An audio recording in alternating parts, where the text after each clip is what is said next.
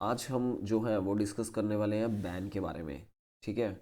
तो मार्केट में बैन का मतलब क्या है और इसको हम डिटेल में समझेंगे। आप अगर मार्केट में न्यूज़ वगैरह देखते हैं तो आपको पता होगा कि समटाइम्स ऐसी टर्म्स यूज़ की जाती हैं कि ये स्टॉक बैन में चला गया। तो बैन होता क्या है? देखिए, दो तरह की मार्केट चलती है यहाँ पे, कैश मार्केट और डेरिवेटिव मार्केट। दोनों में इसका मतलब जो है वो टोटली डिफरेंट है। देखिए, कैश मार्केट यानी कि जो इन्वेस्टमेंट की जाती है, जिसमें कि आप इक्विटीज़ लेते हैं, कंपनी में हिस्सेदारी लेते हैं। तो इनमें जो इन्वेस्टमेंट की जाती है, जब ऐसे स्टॉक्स बैन में जाते हैं तो ये जाते हैं या तो इनके फंडामेंटली कुछ गड़बड़ी दिखाई देती है इनके फंडामेंटल्स में, यानी कि इनके बिजनेस में, या फिर इनके मैनेजमेंट में। मैनेजमेंट कोई घपला कर दे, है कुछ चोरी करके भाग रहा है। जैसे कि हम बात करें अगर यस बैंक के केस में हुआ जैसे, तो ऐसे केसेस में होता है कि फिर जो है वो क्वेरी बैठती है और उस टाइम पीरियड तक इसको जो है वो बंद कर दिया जाता है। इनको कैश मार्केट में ट्रेड ही नहीं होने दिया जाता। ओके।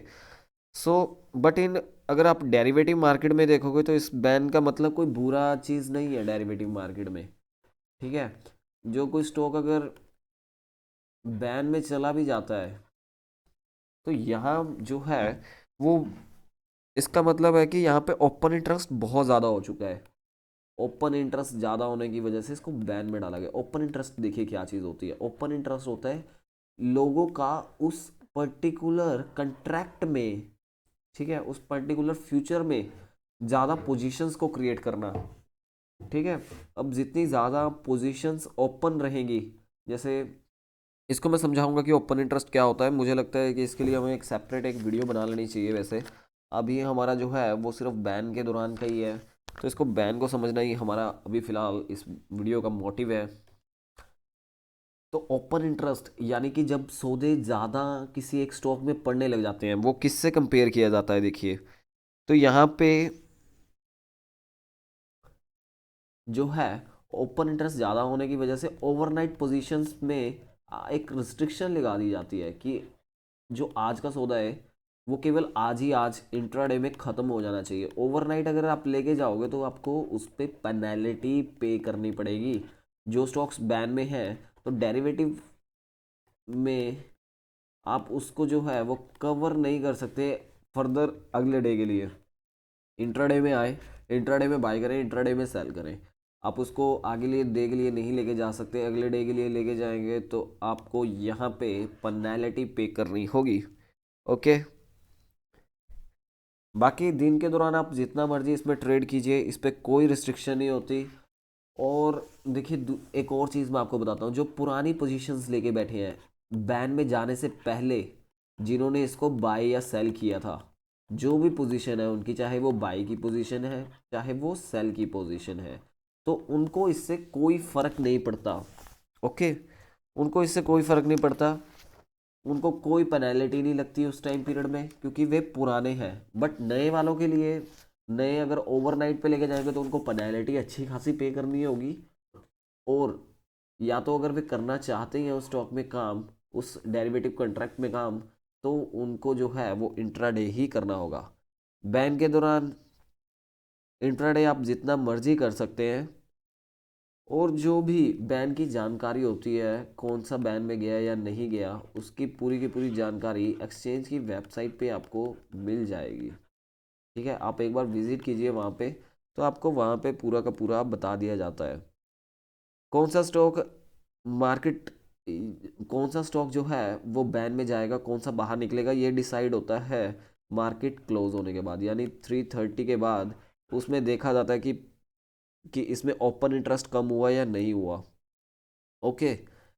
जब तक, अब देखिए ये रहता क्यों है और कब लगता है मार्केट में बैन। अभी इसको थोड़ा सा समझते हैं हम डेरिवेटिव प्रोडक्ट्स में।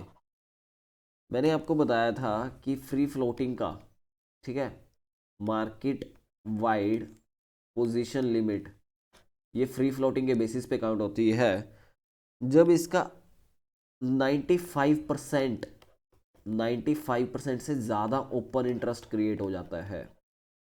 ओके। मैंने आपको लास्ट टाइम में, आपको प्रीवियस वीडियो में मैंने आपको बताया भी था। उसमें मैंने आपको रिलायंस की एग्जांपल भी दी थी। ठीक है। तो रिलायंस का जो 20% जो रहता है, 20% ऑफ फ्री फ्लोटिंग, ठीक है। तो उस 20% फ्री फ्लोटिंग का फर्दर 95% जब ओपन इंटरेस्ट भर जाता है तो उसको बैन में डालना ज़रूरी हो जाता है, क्योंकि यहाँ पे बहुत सारे लोग आ रखे हैं। तो एक्सचेंज नहीं चाहता कि किसी भी तरीके की मिस हैपनिंग हो। ओके, तो जब उसका 20% उसका फ्री फ्लोट, ठीक है, 20% फ्री फ्लोट का 95% ओपन इंटरेस्ट भर जाता है तो उसको बैन में डालना ज़रूरी हो जाता है। और ये कब निकलता है? फिर ये तब निकलेगा जब ये 80% ओपन इंटरेस्ट रह जाएगा। 80% open interest, open interest of 20% of free flow market cap. ये इसका जो है मैंने पूरी डेफिनेशन लिख दी है। मार्केट कैप का 20% और उस 20% का फर्दर जो है 80% की वैल्यू तक, जब ये ओपन इंटरेस्ट नहीं आएगा तब तक इसको जो है वो बैन में रखा जाएगा। जब ये 80 पे आ जाता है तो इसको बैन से बाहर कर दिया जाता है। ओके, बैंक ही लिख दिया, गलती से मैंने बैन लिखना था, तो बैन से बाहर कर दिया जाता है।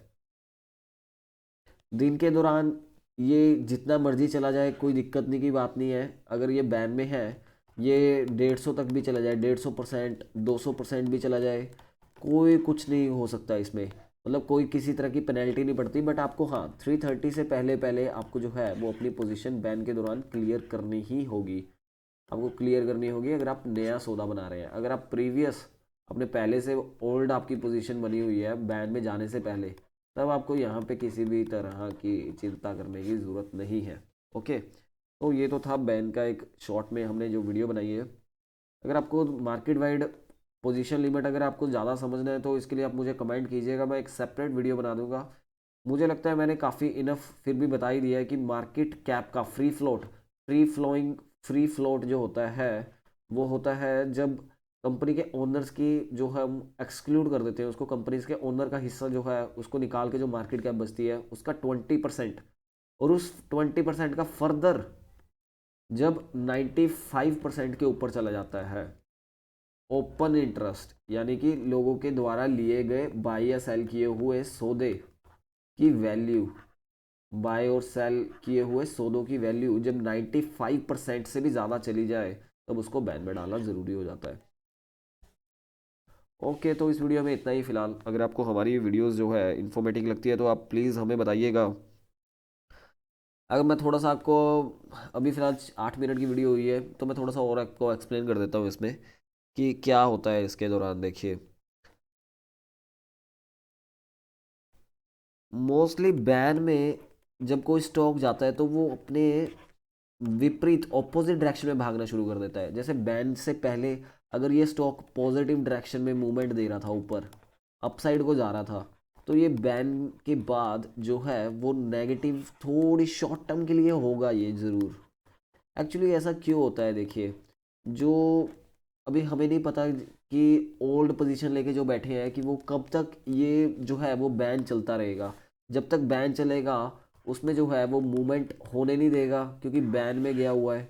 बैन में जाने की वजह से मूवमेंट नहीं होने देगा, उसमें ज़्यादा पोजीशंस और ज़्यादा क्रिएट नहीं हो पाएंगी। इंट्राडे में अगर होती हैं तो वो होती हैं, बट इंट्राडे में भी लोग फिर थोड़ा सा परहेज़ करने लग जाते हैं। तो ओल्ड जो पोजीशन लेके बैठे होते हैं वे अपनी पोजीशंस को स्क्वेयर ऑफ करने पे आ जाते हैं। अब कौन इतनी देर बैठ के देखता रहे, कोई पता नहीं है कि कब तक ये बैन में रहेगा। तो वो जो है वो अपनी पोजीशंस को स्क्वेयर ऑफ करते हैं। जब वो स्क्वेयर ऑफ करते हैं तो उनके स्क्वेयर ऑफ करने से मार्केट एक दूसरी डायरेक्शन में बढ़ने लग जाता है। ओके, तो जिस वजह से शॉर्ट टर्म में वो अपनी ऑपोजिट डायरेक्शन में शुरू हो जाएगा। अगर वो बैन में जाने से पहले एक पॉजिटिव सेंटीमेंट दिखा रहा था, पॉजिटिव डायरेक्शन में एक भाग रहा था, तो वो अब थोड़ी देर के लिए जो है वो नेगेटिव डायरेक्शन में जाने के चांसेस बहुत ज़्यादा हो जाते हैं। मैं ऐसा नहीं बोलता कि ऐसा ही होता है, ऐसा कोई पर्टिकुलर कोई फिक्स रूल नहीं है, बट हाँ एक सेंटिमेंटल है कि अगर आप ह्यूमन इमोशंस को समझते हैं तो आपको ये चीज़ समझ आएगी कि यहाँ पे नेगेटिव जाने का कारण क्या रहता है। शॉर्ट टर्म में ऐसा ही होगा, बट लॉन्ग टर्म में वो दोबारा से अपनी वही डायरेक्शन को पकड़ेगा। ठीक है, ये कोई सेट रूल नहीं है, मैं आपको एक्सपीरियंस के बेस पे बता रहा हूँ कि ऐसा मैक्सिमम टाइम देखने को हमें मिला है। ओके, तो जो है वो डायरेक्शन लॉन्ग टाइम में दोबारा से वो अपने मूवमेंट को पकड़ने की कोशिश करती है फिर से।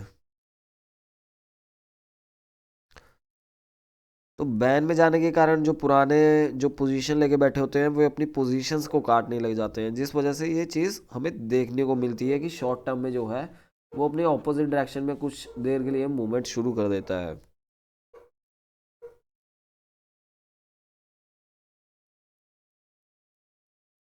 तो बैन को थोड़ा सा और समझाता हूँ मैं आपको, इसमें क्या क्या चीज़ें होती हैं।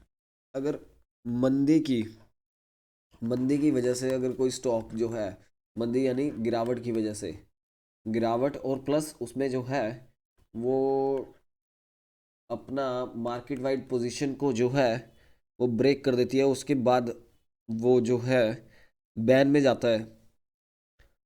तो बैन वाले स्टॉक, तो उसके थोड़े ज़्यादा चांसेस होते हैं कि मार्केट में वो दोबारा से थोड़ा सा अपसाइड को डायरेक्शन देगा बैन में जाने के बाद, क्योंकि बैन में जाने के बाद पोजीशन तो कट होगी। और वाइस वर्सा, अगर तेज़ी की वजह से अगर कोई स्टॉक बैन में गया है तो चांसेस है कि शॉर्ट टर्म में वो आपको जो है वो ऑपोजिट डायरेक्शन में अपना शो करता हुआ दिखाई देगा। और जब ये बैन ख़त्म हो जाएगा, यानी कि अगर हम इसकी बात करें लॉन्ग टर्म की, जैसे ही बैन ख़त्म होगा तो वो दोबारा से अपनी वही पोजीशन पकड़ने की कोशिश करेगा। मंदी की कंडीशन में था तो मंदी दोबारा से एक बार नीचे को जाना शुरू करेगा, और तेज़ी में अगर था तो अब दोबारा से वो तेज़ी की ओर बढ़ना शुरू करेगा।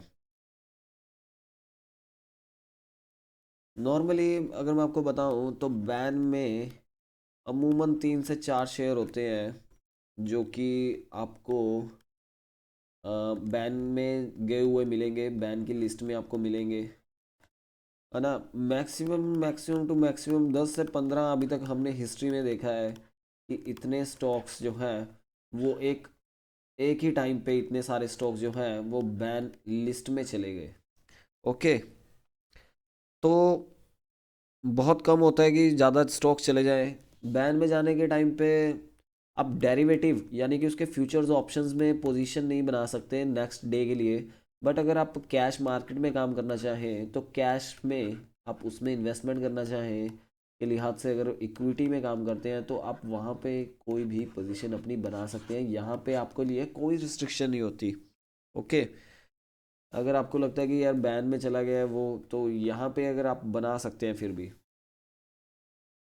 अगर आप निफ्टी 50 के स्टॉक्स की बात करें तो निफ्टी 50 के जितने भी स्टॉक्स हैं तो वो हार्डली कभी बैन में जाते हैं, क्योंकि ये बड़े ब्लू चिप स्टॉक्स हैं, इनमें लिक्विडिटी की कोई समस्या नहीं होती, इनकी मार्केट कैप बहुत बड़ी है। तो इस वजह से ये स्टॉक्स बहुत हार्डली आपको देखने को मिलेंगे कि ये स्टॉक्स आपको बैन में चले जाएं। ओके, तो जो स्टॉक्स मिड कैप के हैं या थोड़े स्मॉल कैप के स्टॉक्स हैं तो वही आपको जो है वो बैन में जाते हुए आपको दिखाई देंगे। बार बार जो स्टॉक्स बैन में जाता है तो एक्सचेंज इन पर निगरानी रखती है, इनकी पोजीशंस को, लोगों की पोजीशंस को फोकस किया जाता है, उनको ऑब्जर्व किया जाता है कि कोई इसमें कोई किसी तरह की मैनिपुलेशन तो नहीं कर रहा। और जिन स्टॉक्स में बैन लगा होता है, ज़्यादा बैन लगता है जिन स्टॉक्स में, उनकी मार्जिन रिक्वायरमेंट यानी कि उनको कम पैसे में ज़्यादा काम करने के जो लीवरेज मिलता है तो वो थोड़ी बढ़ा दिया जाता है। तो मार्जिन मनी बढ़ा दी जाती है, यानी कि यहाँ पे ज़्यादा पैसे अब आपको पे करने होंगे अगर आप यहाँ पे फ्यूचर्स में काम करना चाहते हैं।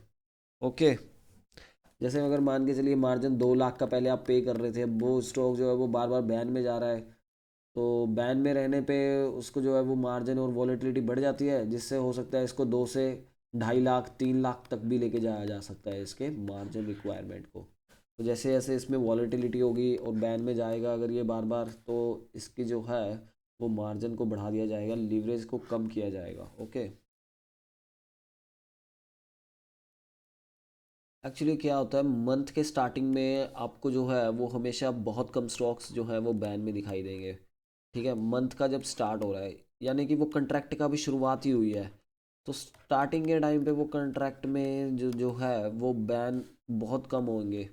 लेकिन जैसे जैसे टाइम निकलता है, एक्सपायरी के पास जाने पे ओपन इंटरेस्ट बढ़ता है। ओपन इंटरेस्ट के बढ़ने से जो है वो बैन में जाने की संभावनाएं उस स्टॉक की बहुत बढ़ जाती हैं। तो आप अमूमनली देखोगे तो जब एक्सपायरी के आसपास जब जाते हैं, तो बैन जो लिस्ट है, बैन लिस्ट में जो स्टॉक्स हैं वो थोड़े से बढ़ जाते हैं। और जब कंट्रैक्ट की शुरुआत होती है, जब मंथ की स्टार्टिंग होती है, तो उस टाइम पीरियड में आप देखोगे कि सबसे कम आपको जो है वो बैन में गए हुए स्टॉक दिखाई देंगे। ओके, तो यही वजह रहती है। बैन कभी ज़्यादा स्टॉक्स आ जाते हैं बैन में, कभी कम आ जाते हैं, तो ये वजह एक मेजर वजह रहती है, जिस वजह से इनकी क्वांटिटी, जिसको बोले हम कि नंबर ऑफ स्टॉक्स जो है वो बैन में कम या ज़्यादा होते रहते हैं।